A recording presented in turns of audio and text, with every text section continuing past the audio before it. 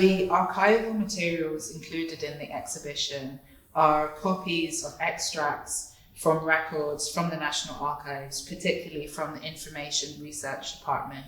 So the Information Research Department were known as Britain's secret propaganda unit, and they were collecting newspapers and applicants materials like this by Black activists in the Caribbean so that they could imitate their voice for their unattributable propaganda. And what they were doing was they were creating articles, and then these would be republished in different media across the world that didn't actually know that it was the British government who had written them in the first place. And so here we have some extracts from Moko, the newspaper from Trinidad and Tobago.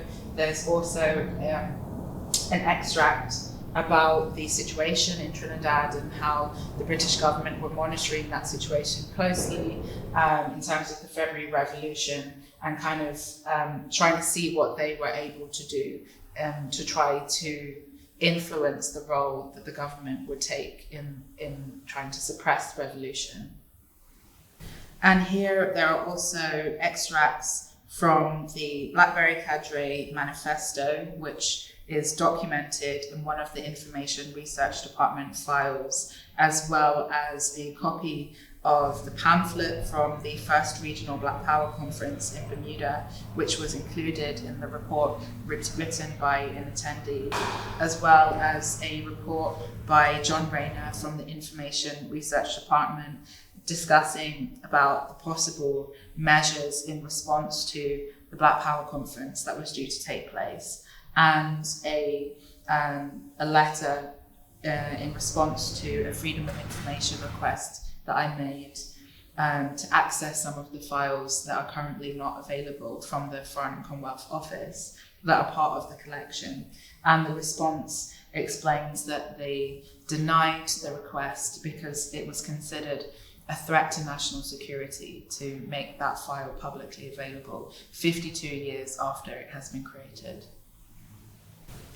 This painting is called The Gossip Circle, and it is inspired by a Bermudian Black Power group called the Blackberry Cadre. So in the Blackberry Cadre's manifesto from 1970, which has also been included in one of the archival records from the Information Research Department, the Blackberry Cadre mentioned revolutionizing spaces within Black community. And so they talked about radicalizing the gossip circle as a way of disseminating information.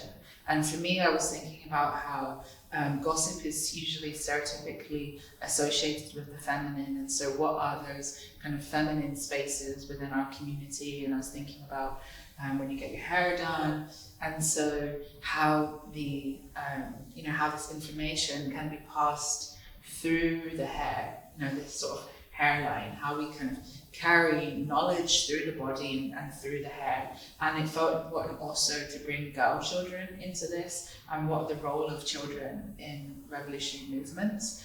There were small elements that I wanted to be able to kind of bring into the work that would add different layers of meaning. So, even like this bunion on the foot and kind of what is carried in the body, and thinking about the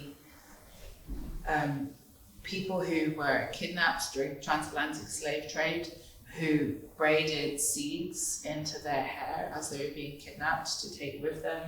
Thinking about these sort of childhood games like the skipping, the double dutch. So I really wanted to kind of like bring in these different elements into the work.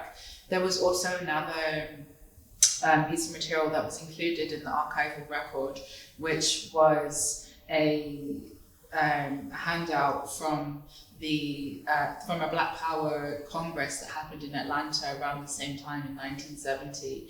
And it's incredible because one of the things that they're talking about at the Congress was the idea of Black technology. And this is decades before the internet is created, and so I really wanted to think about what kinds of Black technologies that we already have in our community.